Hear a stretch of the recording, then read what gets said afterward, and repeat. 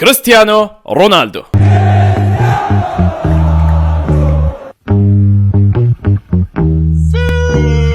رونالدو صار عمره 40 سنة، بس تعال شوف شلون يلعب وكأنه بعز شبابه. الموسم الأخير ويا النصر ما قصر، سجل أهداف، صنع فرص، وأثبت أنه بعد الرقم الصعب. وبعد حصوله على الحذاء الذهبي كهداف في الدوري السعودي نزل بوست على منصات التواصل الاجتماعي وكتب: انتهى الفصل والقصة ما زالت تكتب وممتن للجميع. وإيدو إيجري صديق كريستيانو رونالدو طلع بمقابلة وقال بيها: كريستيانو رونالدو غاضب بسبب عدم لعبه لدوري أبطال آسيا الموسم القادم. فسألوه وقالوا له: هل هذا إعلان لخروجه من النصر؟ قال لهم: يمكنني أن أقول أن الموسم انتهى.